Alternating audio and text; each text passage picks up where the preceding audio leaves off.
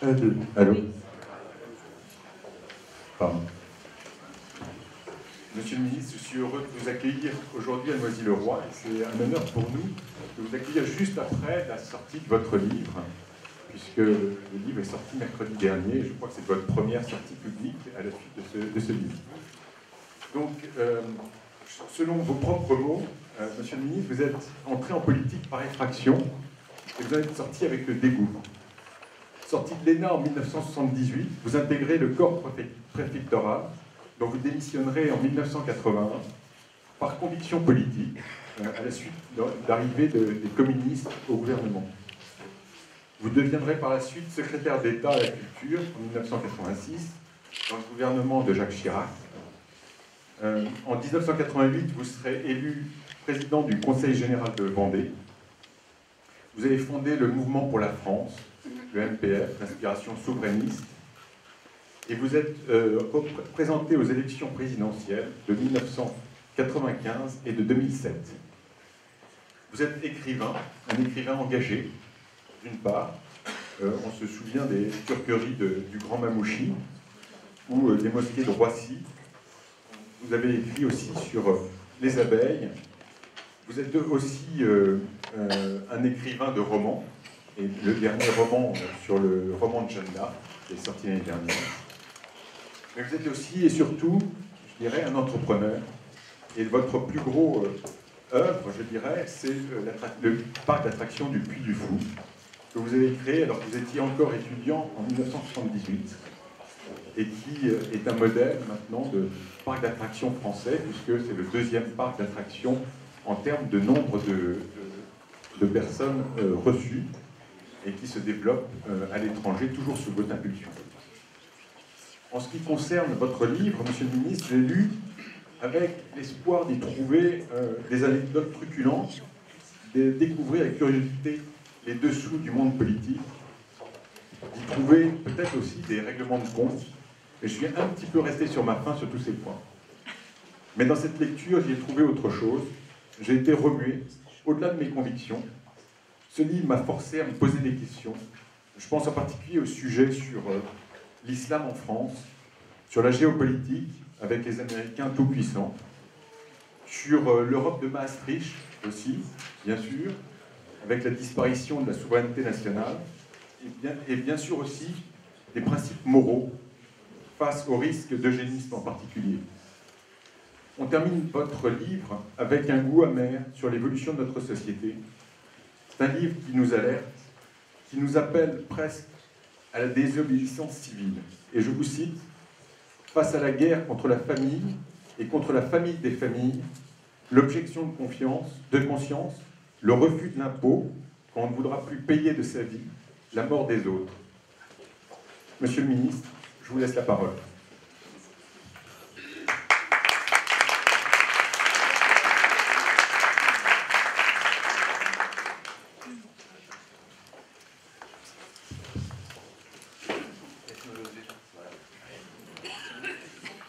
Mesdames, Mesdemoiselles, Messieurs, je vais être bref parce que je dois partir à Europe 1 tout à l'heure, et donc il faut signer des livres, tout consigner. Donc je vous propose de vous parler une petite demi-heure, et puis ensuite on descendra en bas pour la signature des livres. En tout cas, je suis très heureux d'être parmi vous cet après-midi, et c'est ma première signature, puisque mon livre est sorti jeudi matin. Et il est déjà en tête à Amazon, et Albin Michel, mon éditeur, m'a dit que c'est un phénomène un peu comme le livre de Zemmour. Dès le premier jour, il y a eu 5000 demandes de réassort, donc c'est énorme. Donc on est complètement dépassé. Et alors les journalistes qui pensaient n'avoir pas à me supporter à nouveau, obligés de m'inviter. Alors, on va aller tout de suite au fond des choses.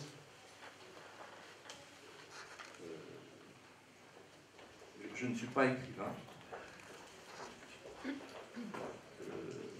ni historien. Moi, je suis un homme d'action. J'ai fait dans ma vie une chose importante qui me tient à cœur, c'est le Puy du Fou, qui est une œuvre de civilisation. Et c'est vrai que je suis entré en politique par effraction. Chirac m'a appelé un jour en me disant, voilà, vous allez être nommé secrétaire d'État à la culture. Je suis devenu l'ombre portée d'un ministre qui était lui-même l'ombre portée de Jack Lang. Et puis je suis parti du jour au lendemain, parce que je m'étais toujours dit, moi je ne suis pas un homme politique, je ne suis pas un politicien, je ne le serai jamais. L'œuvre de ma vie, c'est le Puy du Fou. Je vais faire de la politique par devoir, et ensuite je repartirai. Et je me disais chaque matin en ouvrant mes volets, encore aujourd'hui, je vais boire mon bol de crapaud, c'est sans doute le dernier. Et tous les jours, pendant 25 ans, je me suis dit ça. Puis un jour, je suis parti. Et je suis revenu retrouver mon fils Nicolas au Puy du Fou pour faire grandir cette œuvre qui est maintenant reconnue mondialement comme le premier parc du monde par les Américains, le Tigre Classicoa. Et aux États-Unis, d'ailleurs, la dernière fois que je suis allé, c'était tapis rouge à Las Vegas, c'était l'œuvre du Puy du Fou, et à un moment donné, j'ai dit dans mon discours, vous savez, j'ai été un homme politique, ça a été l'éclat de rire général des Américains. C'est pour eux, c'est pas plus sérieux que pour nous. Mais simplement, donc, moi, j'ai vécu, j'ai tout connu. Hein, il se trouve, chose incroyable, je les ai connus très près tous. Et donc, par-delà la tendresse que je peux avoir pour chacun des gens que j'ai connus, il m'est apparu intéressant d'écrire le filigrane des grands craquements, des grands tremblements que la France a connus depuis les années 70, puisque ma conscience civique s'est éveillée en mai 68. En fait, j'ai écrit ce livre. Alors, je suis retiré de la vie politique depuis 6 ans, parce que je ne supporte plus de souffrir comme je souffre en voyant la France mourir. J'ai été un homme politique, je ne le suis plus. Ma parole est libre. Vous lirez mon livre, si vous le lisez, vous verrez tout de suite que ma plume court toute seule. Je me suis interdit de la retenir. Je dis tout. Ce n'est pas un livre de règlement de compte, c'est un livre de vérité pour l'histoire, un témoignage. Pas pour raconter des portraits, des anecdotes, mais pour tenir le fil noir dans la trame française jusqu'à aujourd'hui. Le titre, j'ai vu, le moment est venu de dire ce que j'ai vu. Pourquoi je parle, moi? Parce que personne ne parle. Plus personne ne parle, parce que tout le monde a peur de parler.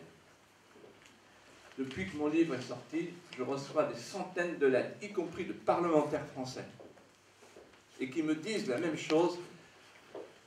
Heureusement que tu es là, vas-y, continue, parce que nous, on ne peut rien dire. Pourquoi? Parce que nous sommes dans un régime totalitaire. La médiacaste, qui a partie liée avec la sphère politique. Un régime totalitaire, c'est-à-dire que vous avez au milieu la cagophobe, donc islamophobe, par exemple. Par exemple, le livre que j'ai écrit, Les Mosquées de Roissy, ne pourrait pas sortir aujourd'hui. Impossible. Il est publié en 2006. La christianophobie est une opinion, l'islamophobie est un délit. Et l'avocat qui a relu mon livre, Maître Bigot, a dit à Albin Michel, on ne peut pas publier ce livre. Il y a une raison d'aller en prison par page.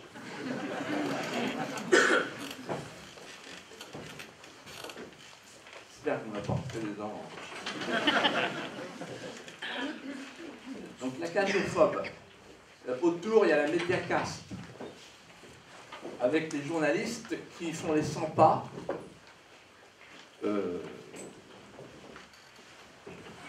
sur le périmètre sanitaire.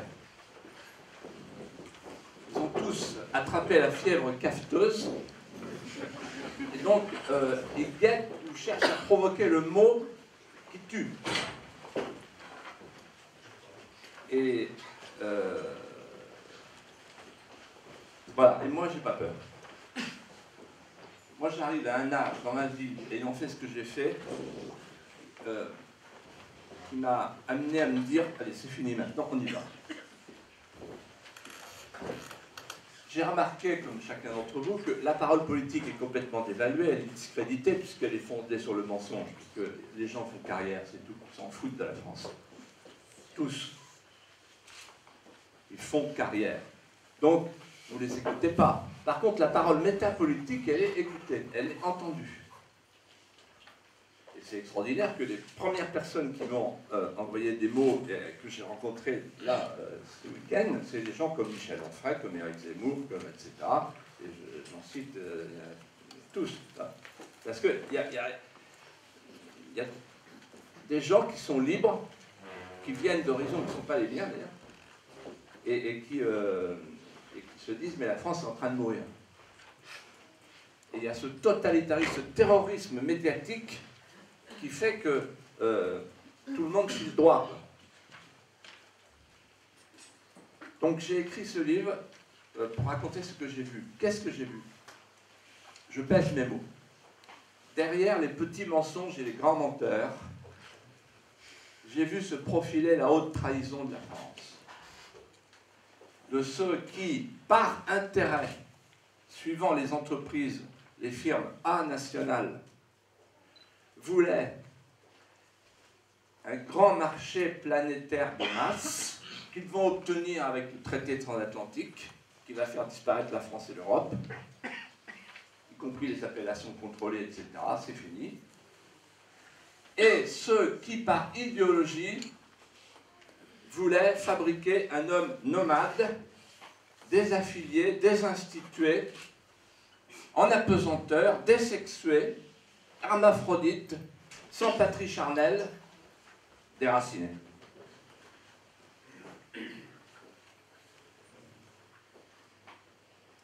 En fait, pendant 30 ans, j'ai appris à comprendre que la classe politique était au service d'une idéologie nouvelle. Il y a eu la peste rouge, la peste brune, une idéologie nouvelle qui s'appelle le mondialisme, qui coupe l'homme de ses attachements vitaux. Alors allons au fond des choses, en quelques minutes. Tout a commencé en mai 68 avec Cohn-Bendit. Tout le monde a cru, à droite, que mai 68 c'était une révolution prolétarienne avec les... Non, pas du tout. Cohn-Bendit était mon voisin au Parlement européen. On avait une passion commune, c'était le foot. Lui, il était pour l'arrêt Bosman. Je lui dis, tu te rends compte, dans l'équipe de Manchester United, il n'y a pas un Anglais. Il dit, c'est super. J'incarne l'arrêt Bosman. Bon, voilà. Donc on n'était pas d'accord même sur le foot. Mais... n'empêche que quand j'ai eu un cancer à l'œil, c'est le seul député qui est venu me voir pour me demander de mes nouvelles. Merci Dany Le Rouge. Et alors un jour, je lui ai dit, en fait, je te regarde bien, je te vois évoluer, je te vois parler au patronat l'autre jour, je te voyais avec Laurence Parisot, tout ça. En fait, tu as un fils spirituel, c'est Giscard. Il me dit exactement. Et là, on a parlé. On a parlé de cette hybride qu'est le bobo. Le bobo est né en mai 68. Le boboisme, un être hybride qui, depuis l'Amérique, a préparé un nouveau modèle économique et social, le capitalisme libertaire. C'est-à-dire libéralisme économique plus libéralisme sociétal. Le no-frontière et le no-limite. Qu'est-ce qui s'est passé dans les années 68 ? Depuis Berkeley, les grandes firmes américaines ont découvert que leur marché était trop étroit, qu'il fallait inventer des nouveaux marchés de masse, des nouveaux appétits, des nouveaux clients, inventer un marché du désir. Et pour inventer ce marché du désir, il fallait faire sauter les obstacles. Premier obstacle, le patriarcat. Deuxième obstacle, le matriarcat. Pourquoi? Parce que la mère poule, elle est économe. Comme il fallait fabriquer des consommateurs compulsifs, tout à leur désir, il fallait faire sauter le patriarcat, le matriarcat. Je vais tout de suite à la situation d'aujourd'hui. Intéressez-vous à la Gay Pride de San Francisco, tous les ans, à la même date. Et qu'est-ce que vous allez voir dans le cortège? Toutes les grandes entreprises américaines. Toutes. Microsoft, Google, Apple, Goldman Sachs, qui avait truqué les comptes des Grecs pour pouvoir faire entrer la Grèce dans l'OTAN et l'Union européenne, etc., etc. Disney, ils y sont tous. Alors pourquoi? Pourquoi, par exemple, quand j'étais au Parlement européen, j'ai découvert que les 2/3 des députés, parce qu'Alisa était dans le LGBT, lesbiennes, gays, etc., et que le LGBT était financé par toutes les entreprises américaines, toutes les grandes firmes, Google, etc. Pourquoi? À cause du mot Apple. Apple a découvert que les homosexuels achetaient 2 fois plus d'ordinateurs que les couples mariés. Donc, il faut financer, il faut aider ces gens-là. La phrase d'Apple, la phrase des publicitaires américains, je vous la donne, double income, no kid. Double revenu, pas d'enfant. Et donc, en fait, vous vous trouvez, sans le savoir, en face d'une conjonction formidable, inouïe, du libéralisme économique et du libéralisme sociétal. Ce sont les mêmes. Il faut faire sauter les États, les frontières, les législations, pour avoir en face de soi un consommateur. Le marché du désir. Et c'est Cohn-Bendit qui m'a fait comprendre ça. Vous verrez ce que je raconte, tous nos dialogues, c'est savoureux. Après, j'ai connu l'ENA. Dans les années 74. Et moi qui étais un rural enraciné, ce qui m'a sauvé dans la vie, j'ai vu en fait qu'on était en face d'un moule idéologique. C'est-à-dire une cité sans frontières ni racines. C'est ça qu'on nous enseigne à l'ENA. On nous expliquait, dans les années 75, donc, c'est la fin de l'histoire, c'est la fin des idées, c'est la fin des religions, c'est la fin de la politique. Vous allez être des ingénieurs sociaux au centre de Saint-Simon, c'est-à-dire que vous allez, votre mission, c'est de substituer au gouvernement des hommes l'administration des choses. C'est ça, l'ENA. C'est pour ça que vous rentrez avec 3000 mots, vous sortez avec 30 mots. Ça donne, c'est une couveuse à tête d'œuf, politiquement correcte. Donc, en général, des œufs couvés par la gauche, Juppé Fabius. Et, c'est-à-dire, si vous entrez avec le bon sens, vous sortez avec l'idéologie du siècle, de la trilatérale. Vous êtes mondialiste à la sortie. À la sortie de l'ENA, à l'ENA, je me suis retrouvé stagiaire de l'ENA en Corrèze. Chirac, Premier ministre. J'étais directeur de cabinet par intérim. C'était l'année de la sécheresse. On m'appelait Monsieur Paille. Je ramassais la paille. Et le président de la Chambre d'agriculture a dit à Chirac, le stagiaire, il est très bon, etc. Chirac m'aimait bien. Je le suivais partout et je suis entré dans son intimité. J'avais des conversations avec Chirac qui étaient hallucinantes. Par exemple, il me disait, mais Philippe, je ne suis pas pro-européen ou anti-européen, je suis a-européen. Et puis il me disait, quand je vois un mec qui dit conviction de droite, conviction de gauche, moi, direction Sainte-Anne. Et il reprenait la phrase, enfin sa doctrine c'était Cueil, vous savez, il n'est pas un seul problème qu'une absence de solution ne soit capable de résoudre. Il suffit de laisser faire le temps. Voilà. Et alors, une caractéristique commune entre 3 personnes, entre Chirac, Giscard, Sarkozy, Hollande, le point commun, je les ai bien connus tous les 4, à un moment donné, je parle de Philippe Le Pen. Alors là, le trou noir. Et c'est leur analphabétisme en matière historique. Je raconte une anecdote de mon livre, mais je vous la livre. On est à l'Élysée. Moi, je remplace Léotard qui est parti courir le marathon de New York. Là, il faut pouvoir montrer qu'on est en forme, tout ça. Et alors, il y avait Mitterrand, Thatcher, Kohl, Chirac et moi. Bon. Et Mitterrand, à un moment donné, pour dégeler l'atmosphère, dit tiens, chacun pourrait donner sa date préférée, sa date européenne. Celle qui lui paraît la plus significative. Il se tourne vers Thatcher qui dit du tac au tac, 1215, la Grande Charte. Et vous, Helmut? Moi, 1648, les traités de Westphalie qui ont fait la Nouvelle Europe. Et vous, François, il réfléchit et il dit tout compte fait quand même 496, le baptême de la France. Bon. Et là, grand silence, tout le monde se tourne vers Chirac qui n'avait rien dit. Et Chirac prend son verre de bière et il dit date européenne, la plus grande date pour moi, c'est 1664, comme en cours.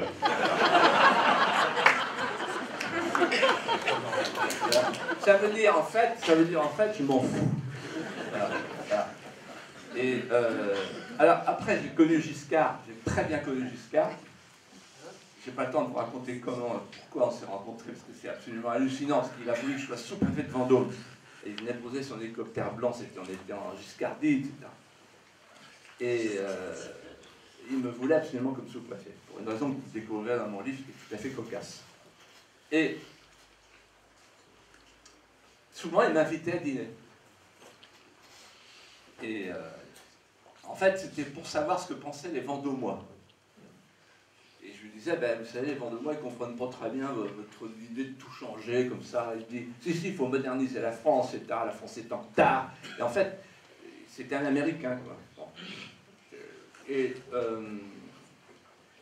un jour, il me dit, vous savez, Philippe, je vais vous dire quelque chose. J'ai la dernière conversation que j'ai eue avec Jean Monnet, qui était mon maître, il a mis la main sur la poignée, il s'est retourné, puis il a dit, monsieur Giscard d'Estaing, vous avez compris l'essentiel. Je lui ai dit, c'est quoi l'essentiel? Il dit, l'essentiel, c'est que vous avez compris que la France était trop petite pour régler elle-même ses problèmes. Et donc, en fait, Giscard ajoute, dans la conversation, il me dit, vous comprenez, j'ai voulu sortir la France de l'histoire pour lui éviter le tragique. Même chose que Chirac, même chose que Sarkozy, même chose que Hollande. Et puis Mitterrand est arrivé. Il se trouve que j'étais dans le gouvernement de cohabitation et Mitterrand était président de la République. Et un jour, on était à Florence et Mitterrand dit à Attali de dégager. Il y avait un retard de 4 heures parce qu'on attendait Kohl pour une grande cérémonie sur l'Europe de la culture. Et du coup, il adore Florence et il me dit, monsieur Lier, vous venez avec moi? On a passé 4 heures ensemble. Et je raconte la conversation que j'avais jamais racontée. Elle est incroyable. Parce qu'il commence par me dire, je vous aime bien. Je dis, moi j'ai mis le drapeau en berne quand vous êtes arrivé. Il dit, je sais. Il dit, vous aviez peur du communisme? Je dis, oui, moi non. Et puis là, il me dit, en fait, je vous aime bien parce que vous me rappelez moi. Donc en fait, il m'explique qu'il était vinaigrier, qu'il se battait contre les cognaciers, etc. Enfin, toute son histoire personnelle. Et dans une espèce d'atmosphère de confiance et à haut risque pour lui, il répond à mes questions. Je lui dis, je peux vous poser des questions embêtantes? Il me dit oui. Il dit, je voudrais vous poser une question sur SOS Racisme. Qu'est-ce que c'est que ce truc-là? Je sais que c'est chez vous, c'est dans votre bureau que ça a été décidé. Et là, il m'explique, oui, c'est l'étoile jaune. En fait, On a pris l'étoile jaune et on s'est dit on va faire la main jaune. Comme ça, on va fixer au sol toute la droite. C'est-à-dire que le nouveau peuple élu sera le peuple migrant. Vu qu'on a abandonné les ouvriers en 83 à la mondialisation sauvage, il nous faut un lumpen prolétariat de substitution, dit-il. Bref, un électorat, oui, rien n'a changé. Terra Nova, pour faire élire Hollande, etc. On se sert des immigrés comme d'un appoint électoral, en gros. Voilà, il me l'a dit, donc je l'écris. Pour l'instant, le livre, il est dans les mains de tous les journalistes, je n'ai pas été contredit, ni par la famille. Voilà. Donc ça m'a beaucoup marqué, parce que la fin des idées, la fin de l'histoire, la fin de la politique, remplacée par l'administration des choses, et puis maintenant la fin du peuple réel, finalement. C'est-à-dire, on change de peuple pour se faire réélire. Et à ce moment-là, j'ai découvert autre chose, c'est la corruption.